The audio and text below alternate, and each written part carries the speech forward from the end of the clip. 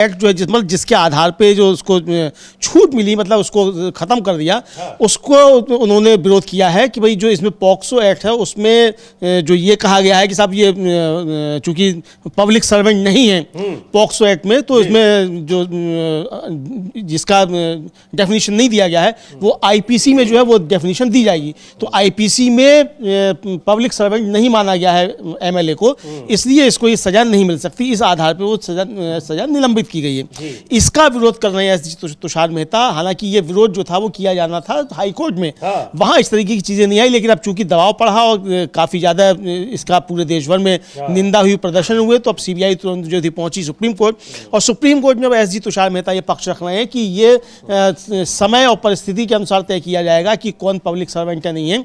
अगर POCSO act नहीं कहता है कि ये पब्लिक सर्वेंट नहीं है और आईपीसी में भी नहीं है, लेकिन वो आईपीसी में पब्लिक सर्वेंट प्रभावशाली तो शब्द इस्तेमाल किया गया है, तो प्रभावशाली के आधार पे ये इसमें आता है, इसलिए इसको सजा दी जा सकती है। ये अभी तक उनकी तरफ से तर्क आ रहे हैं। जी बिल्कुल, तो ये तर्क आ रहे हैं वहां की किस आधार पर दिल्ली हाई कोर्ट ने कुलदीप सेंगर की जो जमानत है उसको कैंसिल, कुलदीप सेंगर की सजा को कैंसिल कर दिया था और उनको एक तरीके से जमानत दे दी थी। हालांकि वो जेल में अभी भी है क्योंकि कई और मामलों में उनको सजा मिली हुई है। लेकिन बहुत ही महत्वपूर्ण बात कही अमलेंदु जी ने कि यही सीबीआई आखिर दिल्ली हाई कोर्ट में यही तर्क क्यों नहीं रख पाई। इसलिए नहीं रख पाई क्योंकि, और इसीलिए आरोप लग रहे हैं कि सीबीआई भी बचाने की कोशिशों में लगी हुई थी, और अब जब दबाव बढ़ रहा है और इस पूरे इस फैसले की आलोचना हो रही है, इसके खिलाफ प्रदर्शन हो रहे हैं, तो अब सीबीआई ने भी उसको सुप्रीम कोर्ट में चैलेंज किया है दिल्ली हाई कोर्ट के इस फैसले को। बड़ा सवाल लेकिन है कि आखिर सीबीआई को तब क्यों यह बात समझ में नहीं आई। हाँ बिल्कुल, ये समझ में क्यों नहीं आई। और एसजी तुषार मेहता जो है अब कह रहे हैं सुप्रीम कोर्ट से कि पब्लिक सर्वेंट जो है वो पॉक्सो एक्ट में डिफाइन नहीं है, रेफरेंस के हिसाब से आईपीसी में जो भी डिफाइन किया गया वही डेफिनेशन होगी। किसी भी कानून में इस्तेमाल होने वाला हर शब्द मैकेनिकली डेफिनेशन नहीं होता। पब्लिक सर्वेंट का मतलब होगा वह व्यक्ति जो बच्चे पर डोमिनेंट पोजीशन में हो। इस पर सीजीआई ने कहा कि आप कह रहे हैं कि नॉन ऑब्स्टेंटिव क्लॉज, यहाँ पब्लिक सर्वेंट वह होता है जो असल बैकग्राउंड में डोमिनेंट पोजीशन में होता है, अगर वह उस पोजीशन का गलत इस्तेमाल करता है तो ये एग्रेवेटेड होगा। इस पर एसजी ने कहा यहाँ वह इस इलाके का पावरफुल एमएलए था। एआर अंतुले केस में सुप्रीम कोर्ट ने कहा कि एमएलए पब्लिक सर्वेंट नहीं है, लेकिन यह केस के फैक्ट्स में था। जब कॉग्निजेंस लिया जा रहा था तो उन्होंने 1947 के पीसी एक्ट का मुद्दा उठाया जिसमें पब्लिक सर्वेंट की डेफिनेशन नहीं थी। कोर्ट ने उस एक्ट के कॉन्टेक्स्ट में यह समझा कि क्या यह मंजूरी की जरूरत थी। फिर सीजीआई ने कहा कि इंटेंट देखिए, कोर्ट उन्हें पब्लिक सर्वेंट ना होने का प्रोटेक्शन नहीं देना चाहता था। तो इस पर तुषार मेहता जो है उन्होंने कहा कि आरोपी पक्का सब सेक्शन 3 के अंतर्गत आएगा। जब जुर्म हुआ था तो पेनिट्रेटिव सेक्सुअल असॉल्ट एक जुर्म था। अमेंडमेंट सिर्फ सजा बढ़ाता है, नया जुर्म नहीं बनाता। सिर्फ सजा बढ़ाने से आर्टिकल 20 का उल्लंघन नहीं होगा। सीजीआई ने इस पर कहा कि जब कोर्ट किसी को दोषी ठहराने के बाद जांच कर रहा होता है और सजा का सवाल आता है तो देखेगा कि लेजिस्लेटर इसे और सख्त बनाना चाहता है और क्रूरता को ध्यान में रखते हुए सही जवाब देना चाहता है। एसजी ने इसमें कहा कि पॉक्सो एक्ट का सेक्शन 42 से भी देखा जा सकता है।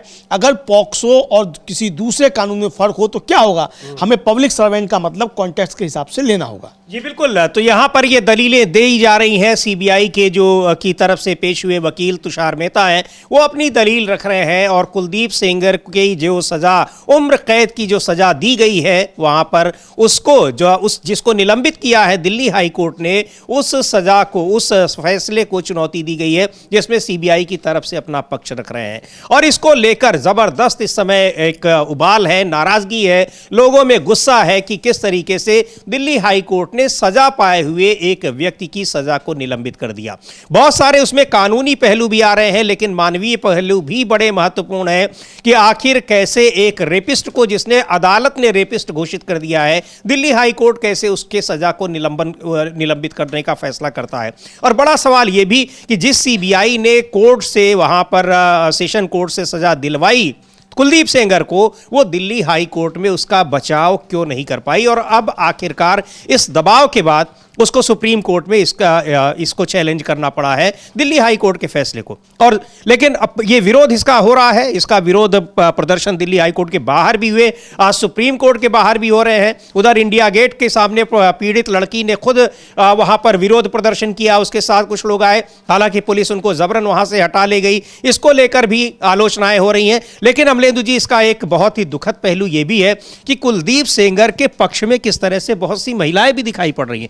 भले ही अब वो राजनीति से प्रेरित हो या कुछ भी हो, लेकिन ये राजनीति का एक बहुत ही विद्रूप चेहरा दिखाई पड़ रहा है। ये राजनीति का विद्रूप चेहरा दिखाई पड़ रहा है समीर जी, और ये दिखाई पड़ रहा है कि भारतीय जनता पार्टी कितने नीचे स्तर तक जा सकती है।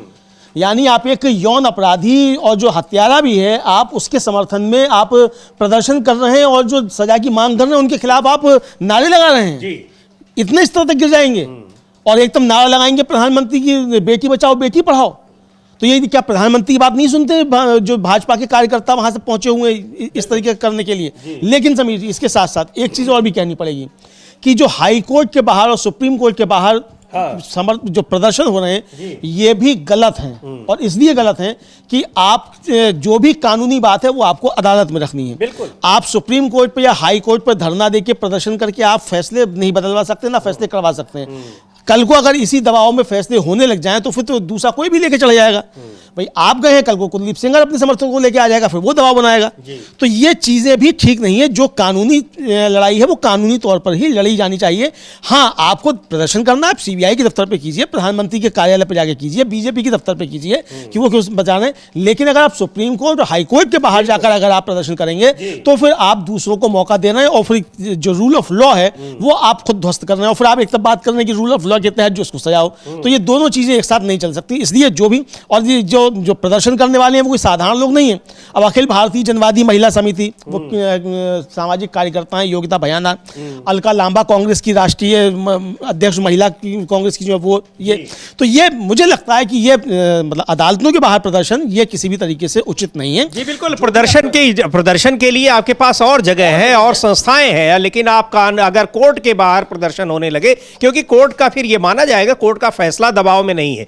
कोर्ट के फैसले में आपको दिक्कत है तो उसके लिए कानूनी तरीके हैं। आप हाई कोर्ट के फैसलों को सुप्रीम कोर्ट में चुनौती दे सकते हैं, पूरी उसकी एक प्रक्रिया है। लेकिन फैसलों के खिलाफ कोर्ट के बाहर अगर प्रदर्शन करते हैं तो ये शायद ये ठीक नहीं होगा। जो बात अमलेंदु जी कह रहे हैं बिल्कुल सही बात है। और इसलिए लेकिन ये प्रदर्शन वहां पर हो रहे हैं तो निश्चित तौर पर ये एक मौका देना है कि फिर कोर्ट के हर फैसले के, चूंकि कोर्ट का जो फैसला आएगा एक के पक्ष में होगा और एक के विरोध में होगा, तो विरोध वाले जाकर प्रदर्शन करने लगेंगे तो वो भी एक राजनीति का अखाड़ा बन जाएगा। अगर ऐसा होने लगा तो एक गलत नजीर इससे परंपरा स्थापित होगी। हाँ बिल्कुल, गलत परंपरा स्थापित होगी। तो इसलिए जो कानूनी लड़ाई है वो कानूनी तौर पर लड़ाई जानी चाहिए। जहां सरकार की बात आती हो, जहां प्रशासन की बात आती हो, वहां आप वहाँ जो सरकार से जुड़े हुए संस्थान है वहां प्रदर्शन कीजिए। आप एसएसपी के दफ्तर पे करें, आप डीजीपी के दफ्तर पे करें, आप मुख्यमंत्री कार्यालय पे करें, प्रधानमंत्री कार्यालय पे करें, राष्ट्रपति क्या करें, गवर्नर क्या करें, वहां ठीक है। लेकिन अगर आप अदालतों के बाहर प्रदर्शन करेंगे तो फिर ये किसी भी तरीके से उचित नहीं है। जी बिल्कुल। और एक बार देखते हैं किस तरीके से प्रदर्शन हो रहा है। और वहां महिला कांग्रेस की अध्यक्ष हैं अलका लांबा, वो भी प्रदर्शन में पहुंची हुई हैं, क्या कुछ कह रही हैं उनको भी सुनते हैं और प्रदर्शन देखते हैं वहां किस तरह से सेंगर के खिलाफ नारेबाजी हो रही है और रेपिस्ट को बचाने की जो कोशिशें हो रही हैं उसको लेकर वहां पर नारेबाजी की जा रही है।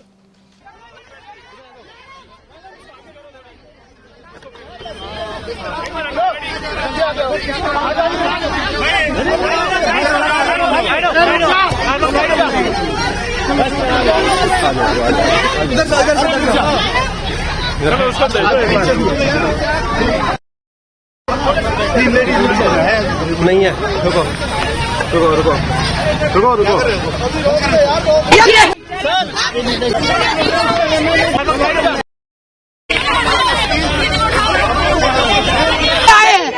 तो हम उसके लिए बात भी नहीं कर सकते। हमने नारेबाजी ये देखिए कैसे खींचा जा रहा है, कैसे मारा जा रहा है। ये हम एक बेटी जिसको कुलदीप सेंगर को क्यों नहीं पकड़ती, कुलदीप सेंगर को क्यों नहीं पकड़ी, इनको बोलो। अरे मैं दिल्ली प्रदेश की अध्यक्ष हूँ महिला कांग्रेस की। मैं ये पूछना चाहती हूँ, ये पुलिस कुलदीप सेंगर को क्यों नहीं पकड़ रही? आपकी बहन बेटी होगी ना वो, आप छोड़िए, महिला नहीं, मैं आई हूँ, मुझे गाड़ी से उतरने नहीं दिया जा रहा है। हाँ, और कह रहे हैं अरेस्ट करें, हमारी महिलाओं को अरेस्ट कर लिया गया है। वो सिर्फ के साथ खड़ी होने आई, उसकी हिम्मत बनने आई है। हाँ, आज उम्मीद लेकर आए हम सुप्रीम कोर्ट से, पर तानाशाही देखिए कि आपको खड़े नहीं होने दिया जाएगा, आपको बात नहीं करने दी जा रही है। हम सिर्फ हिम्मत बनने आए हैं पीड़िता को कि हिम्मत मत हारे। वो उसने अपना पिता खोया है, पुलिस हिरासत में पीट पीट के मौत हत्या कर दी गई उस पीड़िता के पिता की। वेंटिलेटर पे रही है उन्नाव की ये पीड़िता बेचारी, जो आज सुप्रीम कोर्ट की दहलीज पे खड़ी है। हाँ, न्याय मांगने आई है। मत करिए, मैं लोगों को कहूंगी, बहुत अन्याय, बहुत अत्याचार हो रहा है, मत करो ऐसा, बेटियों को न्याय दो। आज अंकिता भंडारी की माँ फोन पे रोक कर कह रही है हमारी नजर है सुप्रीम कोर्ट में न्याय होगा तो अंकिता भंडारी को भी न्याय मिलेगा, हाथरस की बेटी को न्याय मिलेगा, दिल्ली कैंट की हमारी बेटी की जो दलित बेटी का बलात्कार करके हत्या की उसको न्याय मिलेगा। आज सबकी नजर सुप्रीम कोर्ट पे, पर पुलिस देखिए किस तरीके से तानाशाही करके हमारे, आप दिखाइए किस तरह से गाड़ी को लगातार हमारे जो एक घेरा गया है, पुलिस छावनी बना दी गई, हमारे गाड़ी के नंबर नोट किए जा रहे हैं। अब देखिए ये सुप्रीम कोर्ट के बाहर वकीलों की गाड़ियां लगती आई, आधिकारिक रूप से लगती है। तो ये यहाँ पर अलका लांबा थी, महिला कांग्रेस की अध्यक्ष हैं, और किस तरह से महिलाओं का प्रदर्शन वहाँ महिला कांग्रेस के कार्यकर्ताओं का हो रहा है। उनको भगाया गया वहाँ से जबरन, और आरोप लगा रहे हैं कि उनके साथ मारपीट भी की गई है। लेकिन प्रदर्शन यहाँ पर जब हो रहे थे और इस समय सुप्रीम कोर्ट में सुनवाई भी चल रही है, तो प्रदर्शनकारी, खैर अब हम लोग ये बात कर रहे हैं अमलेंदु जी की कोर्ट के बाहर नहीं होना चाहिए, लेकिन प्रदर्शन तो जहाँ भी कर रहे हैं वहाँ हर जगह से इसी तरह से हटाया जा रहा है। अभी देखिए वो पीड़ित लड़की खुद प्रदर्शन कर रही थी अपनी आवाज, प्रदर्शन भी नहीं कर रही थी, वो तो 3 लोग बैठे हुए थे। हाँ। वो बैठी थी, उसकी माँ बैठी थी, और वो योगिता भयाना, 3 ही लोग बैठे थे। और वो 144 जो लगती है वो शायद 163 हो गई है बीएनएस में, वो भी उस पर लागू नहीं होती है। 4 से ज्यादा इकट्ठा हो तब लगती है वो भी, और वो लगी हुई भी नहीं है तब भी, मतलब फिर भी उसको भगा नहीं दिया गया, डंडा डोली करके उठाया गया बहुत बेरहमी के साथ। भाई आखिर क्या कसूर है उसका, वहां से आपने क्यों इस तरीके से उठाया, इसका कोई जवाब नहीं है। सिर्फ यह कि सेंगर के खिलाफ मामला नहीं होने पाए। लेकिन सुप्रीम कोर्ट ने, अभी ये खबर आ रही है, ब्रेकिंग खबर आ रही है कि सुप्रीम कोर्ट ने कुलदीप सिंह सेंगर को इस मामले में जो है उसको नोटिस इशू कर दिया है, और हाई कोर्ट के आदेश पर रोक लगा दी है सुप्रीम कोर्ट ने। ये अभी की समय बड़ी खबर आ रही है। ये बड़ी खबर है कि सुप्रीम कोर्ट ने दिल्ली हाई कोर्ट के उस आदेश पर रोक लगा दी है जिसमें कुलदीप सेंगर की सजा को, उम्र कैद की सजा को निलंबित किया था। तो ये बड़ी खबर है, और इसको, इस दिल्ली हाई कोर्ट के फैसले को चुनौती दी है सुप्रीम कोर्ट में सीबीआई ने। चूंकि सीबीआई इसमें कुलदीप सेंगर के खिलाफ ये मामला उसको ले रही थी, सीबीआई ने पूरे मामले की जांच की थी, और अब सुप्रीम कोर्ट ने दिल्ली हाई कोर्ट की उस खबर पर स्टे लगा दिया है, रोक लगा दी है। तो ये बड़ी खबर है, लेकिन इसको लेकर सीबीआई पर भी कई सवाल उठ रहे हैं कि आखिर यही उसने अपना जो प्रतिरोध है वो उसने वहां पर क्यों नहीं दर्ज कराया दिल्ली हाई कोर्ट में। अब कुलदीप सेंगर को भी नोटिस जारी किया गया है, 4 हफ्ते का टाइम दिया गया है, पर सबसे बड़े सवाल सीबीआई पर उठ रहे हैं अमलेंदु जी। वही बात जो शुरू में आपने कही कि आखिर दिल्ली हाई कोर्ट जब ये फैसला सुना रही थी, वहां जब ये इस पर बहस चल रही थी, तब सीबीआई ने इस पर अपना विरोध क्यों नहीं दर्ज कराया? बिल्कुल उसी समय सीबीआई को अपना विरोध दर्ज कराना चाहिए था। तो इतना जो पूरा एक तरीके से कार्य चाउस जो पैदा हुआ समीर जी, ये सब नहीं होता। यहाँ निश्चित तौर पर कहा जाए तो सीबीआई की बहुत बड़ी गलती नहीं है, बल्कि जो आरोप है वो ये है कि सरकार के दबाव में इस तरीके से किया गया। अगर हमारी एजेंसियां इस तरीके से दबाव में आएंगी, और वो भी इस तरीके के यौन अपराधियों के अगर दबाव में आएंगी, तो फिर इस देश में कानून की व्यवस्था कहां रहेगी, रूल ऑफ लॉ कहां रहेगा? ये एक बड़ा सवाल है। मुझे लगता है कि सुप्रीम कोर्ट ने एक बड़ा बेहतरीन इस समय कदम उठाया है। सजा पर रोक, जो निलंबन पर जो था उस पर रोक लगा दी है, हाई कोर्ट का जो आदेश था उस पर रोक लगा दी है। और जस्टिस माहेश्वरी जो थे उन्होंने साफ तौर पर कहा कि भाई कोर्ट ने जो है जो एक सेक्शन था उस पर विचार नहीं किया है, और जस्टिस माहेश्वरी ने कहा कि हाई कोर्ट द्वारा आपकी सजा सस्पेंड करने का आधार यह था कि आप पब्लिक सर्वेंट नहीं हैं, और यह भी कहा कि धारा 376(2) पर कहाँ विचार किया गया, उस पर विचार ही नहीं किया हाई कोर्ट ने। ये आया है। तो ये सुप्रीम कोर्ट ने कहा और सीजीआई ने कहा ये कानूनी मुद्दा है, इसके लिए दृढ़ निश्चय की जरूरत है। कभी कभी सच कहूं तो हम सभी को कहते कहते फिर वो रुक गए। फिर इस पर सिद्धार्थ दवे जो हैं, जो सेंगर की तरफ से थे, सीनियर एडवोकेट, उन्होंने कहा कि जज की तस्वीरें फैलाई जा रही हैं। सीजीआई ने कहा कि अगर ये मान लिया जाता है तो एक कांस्टेबल और या पटवारी पब्लिक सर्वेंट होगा, लेकिन एमएलए एमपी नहीं होगा तो और से छूट मिल जाएगी। सर्वाइवर के वकील ने कहा कि मुझे दखल देने की इजाजत दी जा सकती है। जो सीजीआई कह रहे हैं समीर जी, यही बात मैंने जस्टिस काजू से पूछी थी, वो समर्थन में थे। तो मैंने पूछा था कि इसका मतलब अगर ये पॉक्सो एक्ट में एमएलए नहीं आता है तो फिर कल से जो है सारे विधायकों को ये पॉक्सो एक्ट के अंतर्गत अपराध करने की छूट मिल जाएगी, उनको इसमें संरक्षण मिल जाएगा, सजा नहीं मिलेगी। यही बात जो है वो सीजीआई कह रहे हैं। और फिर जो है अब ऑर्डर जो दिया गया है, वो ऑर्डर ये दिया गया है कि हमें लगता है कि कानून के कुछ बड़े सवाल हैं, नोटिस जारी करें। आमतौर पर जब किसी दोषी अंडर ट्रायल को trial court, high court order के हिसाब से बेल पर यह किया जाता है, तो ऐसे ऑर्डर पर कोर्ट को उस व्यक्ति को सुने बिना रोक नहीं लगानी चाहिए। हालांकि रेस्पोंडेंट को दूसरे केस में आईपीसी की धारा 304 पार्ट 2 के तहत दोषी ठहराया गया है और सजा सुनाई गई है और वह उस केस में कस्टडी में है। हम अजीब बातों के आधार पर उस ऑर्डर के लागू होने पर रोक लगाते हैं। रेस्पोंडेंट को उस ऑर्डर के हिसाब से कस्टडी से रिहा नहीं किया जाएगा। विक्टिम को अलग से एसएलपी फाइल करने का कानूनी अधिकार है। उसे इस कोर्ट से आज़ादी की ज़रूरत नहीं है।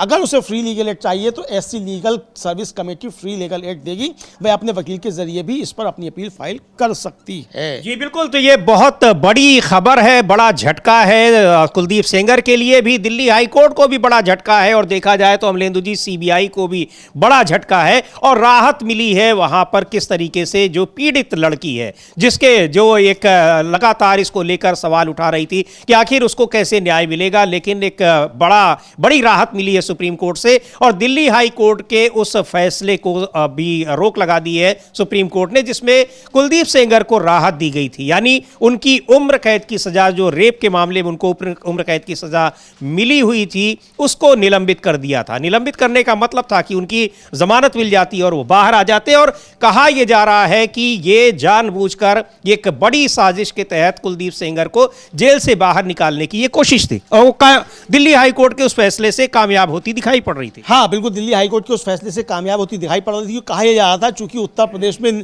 पंचायतों के चुनाव आने वाले हैं और 2027 का विधानसभा चुनाव आना है, तो चूंकि बाहुबली है कुलदीप सिंह सेंगर, तो उसकी मदद लेने के लिए जो है ये दबाव बनाया जाता है। इस तरीके के आरोप हैं जो पीड़िता है उसकी तरफ से भी और जो तमाम सामाजिक कार्यकर्ता हैं, जो राजनीतिक कार्यकर्ता हैं, उनकी तरफ से भी आरोप है कि सरकार के दबाव में इस सीबीआई थी वहाँ खामोश रही। लेकिन जब इसका पूरे देश में विरोध होना शुरू हुआ, बीजेपी घिरने लगी, तब फिर सीबीआई भागकर जो है सुप्रीम कोर्ट पहुंची इसको रुकवाने के लिए।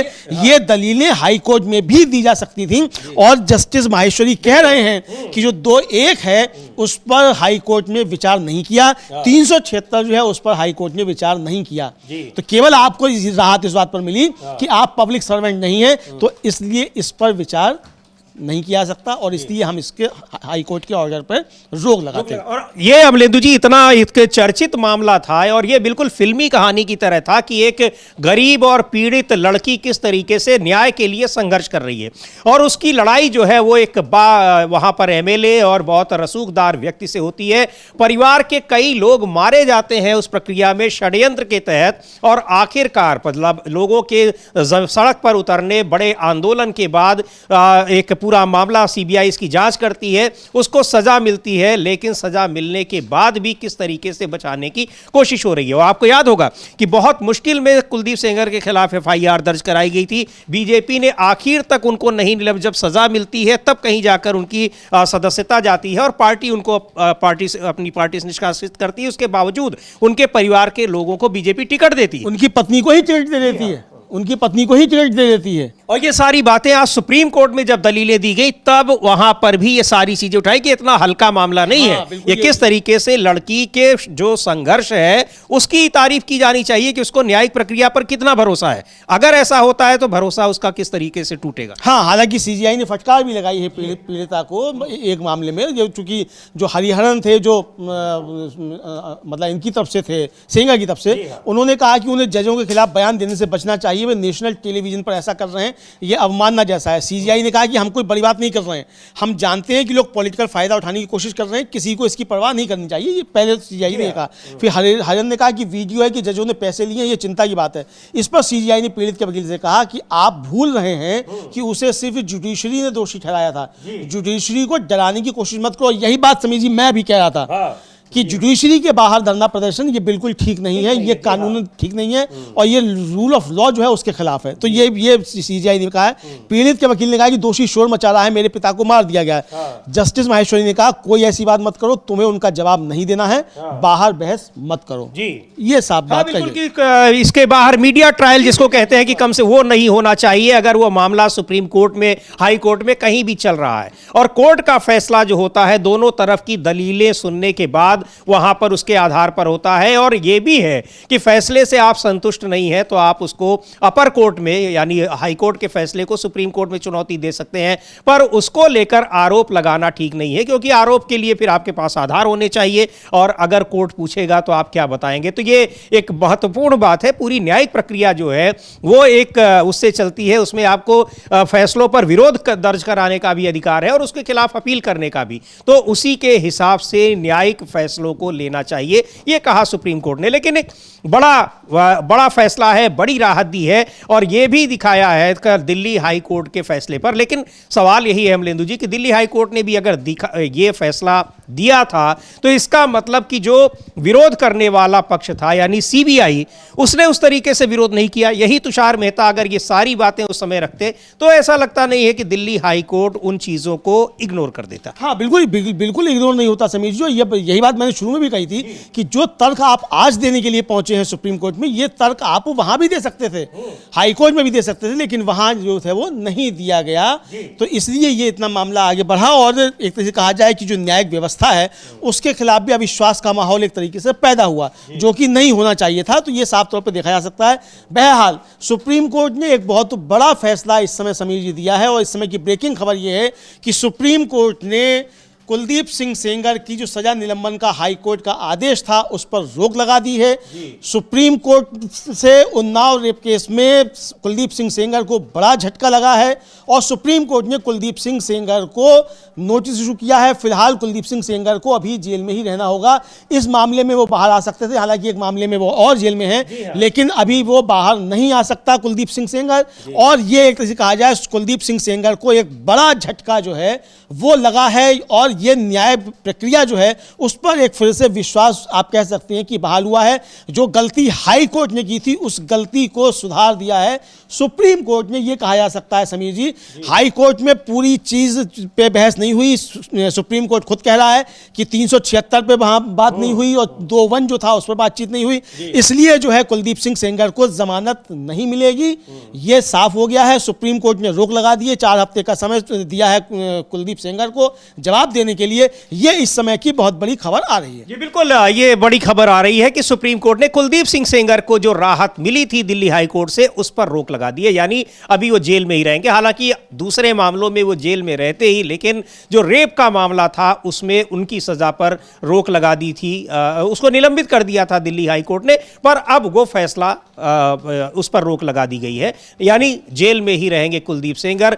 बड़ी राहत मिली है पीड़ित लड़की को और उसको लेकर जिस तरीके से जो प्रदर्शन कर रहे थे, चाहे वो महिला कांग्रेस हो या फिर तमाम सामाजिक संगठन, महिला संगठन हो, उन्होंने भी एक राहत की सांस ली है। योगिता भयाना जिनका जिक्र हम लोग कर रहे हैं कि किस तरह से पीड़ित लड़की के साथ वो इंडिया गेट पर प्रदर्शन कर रही थी, उसके बाद उन्होंने दिल्ली हाई कोर्ट के बाहर भी प्रदर्शन किया था।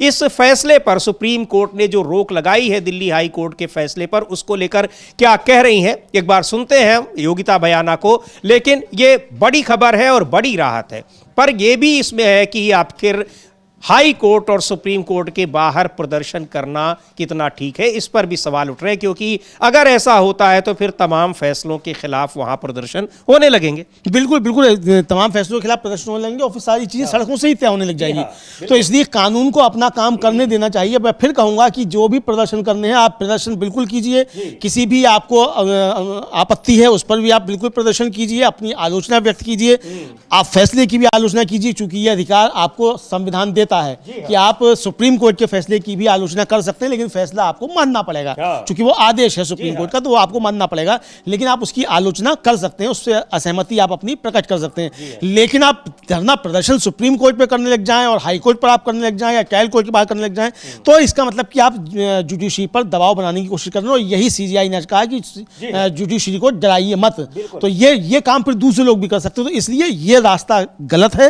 रास्ता सही है कि आपको अगर ये लगता है कि सरकार दबाव बनाकर करवा रही है, आप सरकार के खिलाफ कीजिए, प्रधानमंत्री के दफ्तर पर कीजिए, प्रधानमंत्री के घर पर कीजिए, गृह मंत्री के घर पर कीजिए, सीबीआई के दफ्तर पर कीजिए, डीजीपी के मुख्यालय पे कीजिए, मुख्यमंत्री के दफ्तर पे कीजिए, राजभवन पे कीजिए, सब जगह कीजिए, लेकिन जुडिशरी पर आप दबाव बनाने की कोशिश मत कीजिए, चाहे आपका कॉज कितना भी सही क्यों ना हो। न्यायालय में जो बात होगी वो तर्कों के आधार पर कानून के हिसाब से होनी चाहिए। जी बिल्कुल, न्यायालय के में वहां आप कानूनी प्रक्रिया के तहत ही आप फैसलों को चुनौती दे सकते हैं, विरोध दर्ज करा सकते हैं। बहरहाल अब 4 हफ्ते का समय दिया गया है, उसके बाद फिर सुनवाई होगी, नोटिस जारी किया गया है जब वो अपनी बात वहां रखेंगे। लेकिन क्या कुछ कहा है इस सुप्रीम कोर्ट ने जो राहत दी है, और उसको लेकर योगिता भयाना ने, जो महिला कार्यकर्ता हैं, सुनते हैं उनको क्या कह रही हैं। This, I think it's a good sign, और मुझे लग रहा है कि अभी they have verbally announced it and they will be legally announcing it, whatever it is. But however, it's a good sign.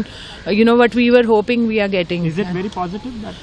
It is a positive sign that they are saying verbally. At least in verbal discussion, it has come out that Supreme Court said they are inclined to give justice, inclined to stay the order, bail order. I think that's the biggest news as of now, and I think we are seeking it now.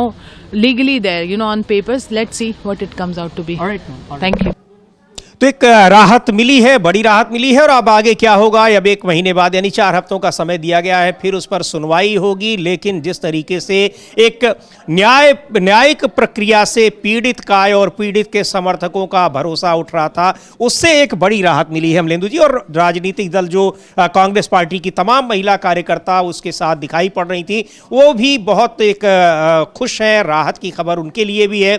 सुनते हैं कांग्रेस की नेता हैं मुमताज पटेल क्या कह रही हैं। What I've just heard that Sengar has been given 2 weeks to respond. So I'm just waiting to still hear what happened inside because I was doing it other. Oh, So stay has been granted. How do you react to this? well, I think we are hopeful now that things will move, and we're very hopeful that justice will be given to the Unnao victim. Alright.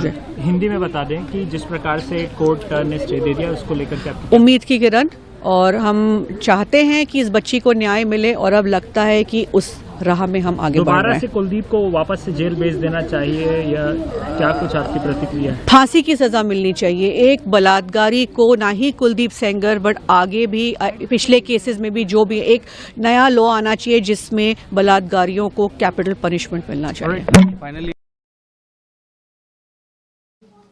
तो इन प्रतिक्रियाओं से इनके गुस्से को समझा जा सकता है अमलेंदु जी कि यहाँ बलात्कारियों के लिए कैपिटल पनिशमेंट यानी उनको फांसी की सजा होनी चाहिए, कानून बनना चाहिए, और उसकी मांग वहाँ पर जो प्रदर्शनकारी हैं वो लगातार कर रहे हैं। लेकिन दिल्ली हाई कोर्ट ने उनको राहत दे दी थी, पर सुप्रीम कोर्ट ने बहुत ही महत्वपूर्ण फैसला दिया है आज, और इस दिल्ली हाई कोर्ट के फैसले पर रोक लगा दी है। तो एक राहत की सांस है। क्या उसके कानूनी पक्ष है, वो अभी सुप्रीम कोर्ट में जो दलीलें चल रही थी अमलेंदु जी लगातार उसको बता रहे थे आपको, क्या कहना है इस जब सुप्रीम कोर्ट ने इस पर रोक लगाई है, किस आधार पर लगाई है। तो सुनते हैं वकीलों को भी क्या कुछ कह रहे हैं, और वहां पर जो मौजूद थे पीड़ित पक्ष की ओर से वकील मौजूद थे उनको हम लोग सुनेंगे। लेकिन एक बड़ी राहत है, और जो पीड़ित पक्ष को जो हम लोग बार बार ये कह रहे थे या उनको ऐसा लग रहा था, मायूसी दिख रही थी कि कानून से भरोसा उठ रहा है, उस लिहाज से बहुत ही महत्वपूर्ण है। और इसीलिए जो कहा भी सुप्रीम कोर्ट ने कि हर चीज़ का न्यायिक तरीका है, आप आरोप अगर लगा रहे हैं तो सोच समझकर आपको आरोप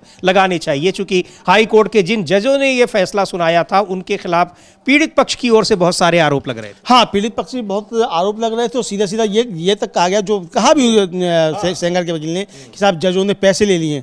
भाई हर मामले में ऐसे आरोप लगाना ठीक नहीं है। बात यह कि सीबीआई ने वहां बात क्यों नहीं रखी बिल्कुल, जो बात सीबीआई यहां रख रही है, तो यहां दोष किसका है? भाई जब बहस ही नहीं की जाएगी, वो पीड़िता का खुद का बयान भी कि पूरी बहस अंग्रेजी में हो, मुझे मालूम ही नहीं पड़ा क्या हुआ। तो तो सीबीआई ने भी कहा वो आपको मालूम नहीं पड़ा, तो सीधे सीधे ये कहना है कि साहब जज ने पैसे ले लिए, ये बातें भी ठीक नहीं है किसी तरीके से। निश्चित तौर पर हाँ, ये बिल्कुल सही है कि सीबीआई ने काम नहीं किया, उसका खमियाजा था वो भुगतना पड़ा, ये साफ तौर पर समझा सकता। तो इसलिए इसके खिलाफ अब वो बातें सब समीर जी सामने आ रही हैं। जी बिल्कुल, तो सुनते हैं पीड़ित पक्ष के जो वकील हैं वो क्या कह रहे हैं, जो सुप्रीम कोर्ट ने क्या कुछ कहा है उसको वो कानूनी भाषा में बता रहे हैं। सुनते हैं उनको। सुप्रीम कोर्ट को धन्यवाद, देश की न्यायपालिका को धन्यवाद। विक्टिम परिवार को पूरा ये आशंका है कि अगर अपराधी कहीं से भी छूट जाएगा, उसका गिरोह तुरंत सक्रिय हो जाएगा और अलग तरीके से उसका मोटिवेशन जो बढ़ेगा, उसके गिरोह के लोगों का बढ़ेगा। जो बचे खुचे परिवार के लोग हैं उसको भी मार और मिटा दिया जाएगा। विक्टिम के चाचा हैं, किस प्रकार के? विक्टिम के चाचा का मैं वकील हूँ, उनके ऊपर और भी उनके प्रॉपर्टी को बर्बाद करने के लिए, उनके चीज़ों को तरीके के ख़त्म करने के लिए, फाइनेंशियली कम तो बैकबोन को तोड़ने के लिए ये दबाव बना था। अभी भी उनके परिवार पे उनका जो माइनर बच्चा है जिसकी आइडेंटिटी डिस्क्लोज नहीं कर सकती है, उसको स्कूल से निकाल दिया जा रहा है, उसके स्कूल में रजिस्ट्रेशन नहीं हो रहा है। ये आपने मेंशन किया था कोर्ट में? ये कोर्ट में ये सेपरेट मैटर है, उसके लिए हम लोग जो प्रोसीजर है वो लोग हम स्टार्ट कर रहे हैं एज सून एज। तो ये हेमंत कुमार मौर्य है, वकील हैं, और ये पीड़ित पक्ष की ओर से वकील बता रहे हैं कि क्या कुछ हुआ और वही सारी चीज़ें कि कितनी विषम परिस्थितियों में ये केस लड़के इस अंजाम तक उसको पहुंचाया। लेकिन जब दिल्ली हाई कोर्ट ने सजा को निलंबित कर दिया था तो फिर बड़ी मायूसी हुई, लेकिन बड़ी राहत की खबर है कि सुप्रीम कोर्ट ने उस फैसले को अब उस पर रोक लगा दी है। 4 हफ्ते का समय दिया गया है, नोटिस दिया गया है। 4 हफ्ते के बाद यानी 1 महीने के बाद फिर इस पर सुनवाई होगी। अमलेंदु जी, हाँ, 1 महीने बाद इस पर फिर सुनवाई होगी और फिर उसके बाद तय किया जाएगा कि क्या होना है क्या नहीं होना है। और जो लग रहा है समीर जी, सुप्रीम कोर्ट ने जो आदेश दिया है उसमें सीधे सीधे सवाल पूछे हैं कि भाई हाई कोर्ट का आदेश जो है वो केवल एक पॉइंट पर है कि आप लोक सेवक नहीं हैं। जी हाँ, आप पब्लिक सर्वेंट नहीं है, केवल एक विषय पर है, बाकी उसमें किसी विषय पर विचार किया ही नहीं गया है। तो और एक इस बिंदु पर आपको इतने बड़े मुकदमे से उससे आपको संरक्षण मिल जाए, ये भले ही नहीं उसमें मेंशन है पब्लिक सर्वेंट आप है कि नहीं, ये मुद्दा ही नहीं है। हाँ बिल्कुल, ये मुद्दा ही नहीं है और इतने बड़े मामले में आपको इससे छूट नहीं मिल सकती। ये साफ तौर पर सुप्रीम कोर्ट का आदेश समझा जा सकता है कि ये कहा है कि इतने बड़े मामले में कि आप बाहर आ जाएं, ये आपको इस पर नहीं दिया जा सकता। केवल एक कानूनी लेकुना जो है उसके आधार पे, मतलब मेरिट पे है ही नहीं। और ये हाई कोर्ट ने अपने उस आदेश में भी लिखा कि हम मेरिट पर नहीं जा रहे हैं, हालांकि ये एक तरीके से मेरिट ही तय कर दी।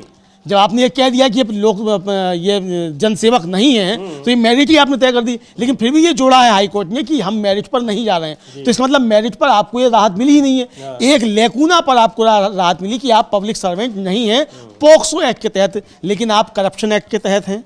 और जो AR अंतुले का मामला है उसमें जो केस है उस केस के संबंध में वो बात आई है।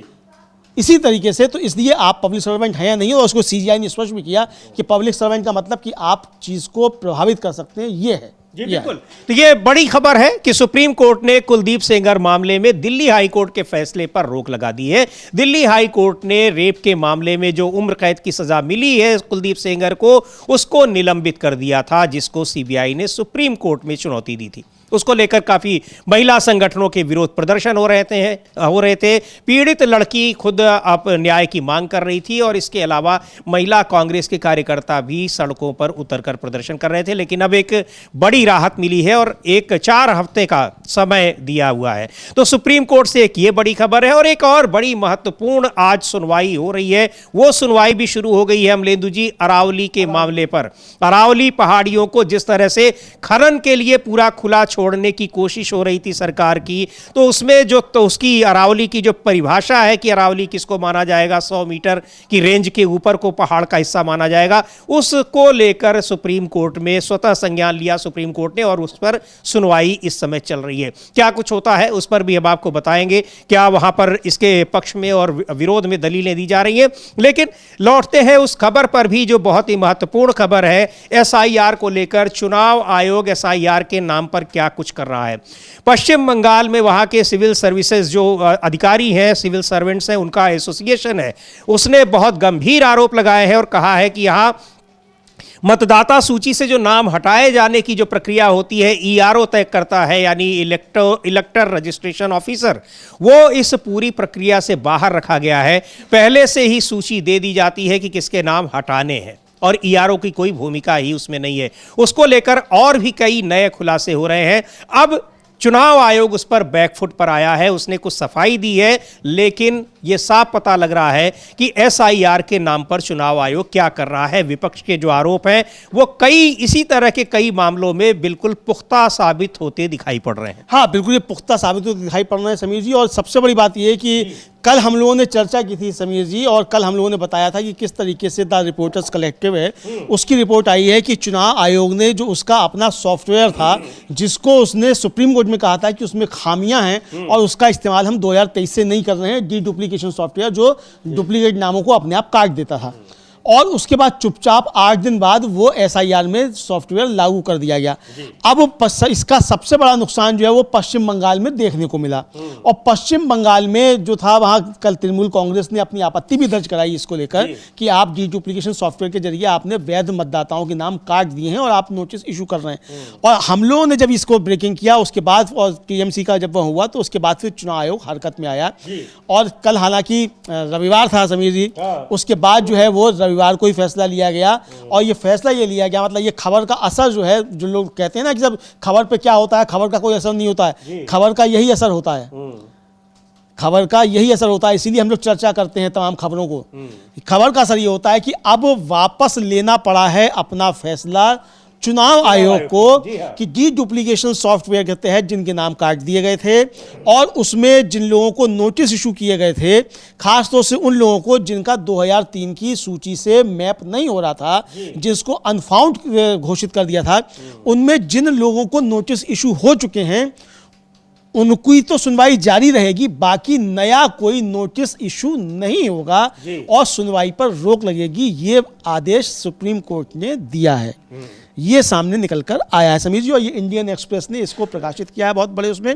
और उसमें और ये एक्चुअली जो मामला है अमलेंदु जी, अगर इसको आसान भाषा में देखें तो ये काम जो यानी जो किसी का नाम हटाना है, कोई अर्ह नहीं है, एलिजिबल नहीं है अगर मतदाता सूची में नाम दर्ज होने के लिए, उसको हटाने का नोटिस ईआरओ की तरफ से दिया जाता है, और वो पहले ऐसे ही नहीं हटा देता है, पहले नोटिस देता है, फिर जवाब आता है, तब कहीं जाकर उसका नाम डिलीट करते हैं। लेकिन ईआरओ का कहना है, वहां के एक ईआरओ का नहीं पूरे प्रदेश में, कि ईआरओ को पता ही नहीं है कि किसके नाम उसको हटाने हैं, पहले से ही सूची तैयार है, यानी चुनाव आयोग दिल्ली से ही भेज दे रहा है, पहले ही भेज दे रहा है और डिजिटली साइन होकर चले जा रहे हैं और मालूम ही नहीं है।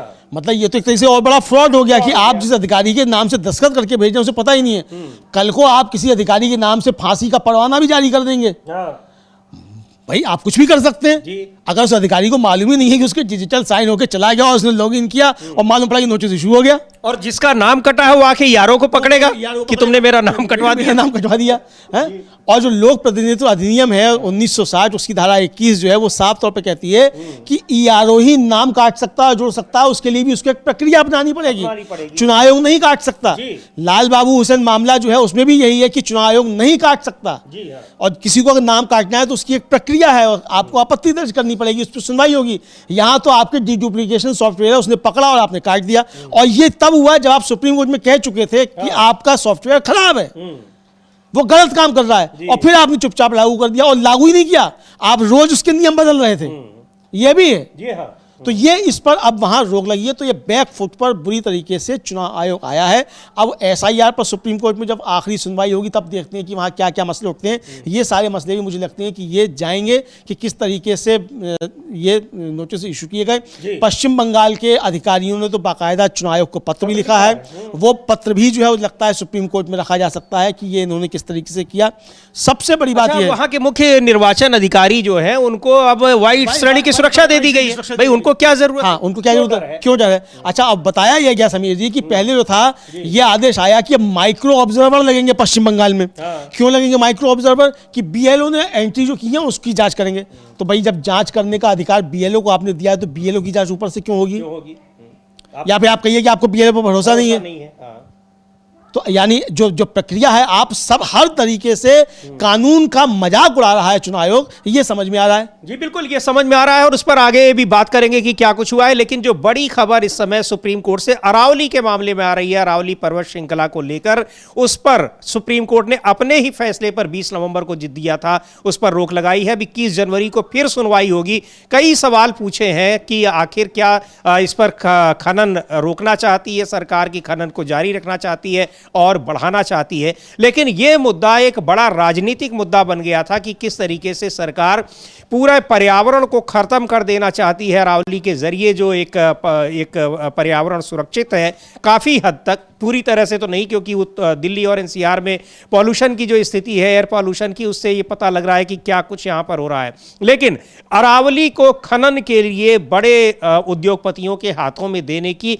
साजिश की जा रही थी, ये इस कहा गया और अरावली के मामले में स्वतः संज्ञान लिया सुप्रीम कोर्ट ने। तो उसकी जो एक परिभाषा है कि अरावली पर्वत श्रृंखला चूंकि बहुत पुरानी पर्वत श्रृंखला है और काफी कुछ घिस गई है, कई जगहों पर पता ही नहीं लगता कि यह पहाड़ है या नहीं है, तो उसकी एक परिभाषा तय की गई थी। 100 मीटर की ऊंचाई तक जो पर्वत की स्थिति होगी उसको माना जाएगा अरावली। अब अपने उसी फैसले को सुप्रीम कोर्ट ने रोक उस पर लगा दी है। अगली सुनवाई 21 जनवरी को होगी। लेकिन इसका जो सबसे बड़ा मुद्दा था अमलेंदु जी, यही था कि इसको खनन के लिए बड़े औद्योगिक घरानों को दिया जा रहा है, सरकार जानबूझकर कर रही है और उसको पर्यावरण की बिल्कुल चिंता नहीं है कि अरावली के खत्म होने से किस तरीके से जो गर्म हवाएं हैं वो दिल्ली तक ही नहीं बल्कि पूरे उत्तर भारत की ओर, ये पूरब की ओर पहुंचेंगी, उत्तर भारत की तरफ आएंगी समीर जी, और पाकिस्तान की गर्म हवाएं आएंगी। जी हाँ। और जो रेगिस्तान अभी राजस्थान तक था, वो रेगिस्तान आ जाएगा पूरा उत्तर भारत में। यहाँ तो सब बन जाएगा अगर ये पहाड़ियाँ अरावली की नहीं होंगी। और फिर जो बाद में जारी किया था अपना संशोधित आदेश सरकार ने, उसमें ये नहीं कहा था कि उसने कि 100 मीटर की जो उसकी डेफिनेशन है उसको वो अस्वीकार कर रही है। ये कहा था कि आगे हम कोई जो है वो नहीं करेंगे और आगे खनन के पट्टे नहीं दिए जाएंगे, और जो मतलब परिभाषा उसके अंदर, यानी ये फिर उसमें मतलब एक तरह से कहा जाए, सुप्रीम को चीफ जस्टिस CJI ने कहा है कि आप खनन को के बारे में स्पष्ट रूप से बताएं क्या आप चाह रहे हैं, क्या कर रहे हैं। हाँ, क्या कर रहे हैं, और ये आपका जो इसका जो परिभाषा है वो परिभाषा में बताइए फिर से खनन के बारे में और पहाड़ियों की ऊंचाई के बारे में, और इसका क्या जियोलॉजिकल असर पड़ेगा, ये भी कहा CJI ने कि क्या इसका जियोलॉजिकल असर पड़ेगा। तो ये एक बड़ा सेटबैक जो है ये सरकार के लिए समझा जा सकता है, और उस सरकार के लिए जो प्रधानमंत्री बात करते हैं कि पर्यावरण के मामले में भारत जो है बहुत सचेत है और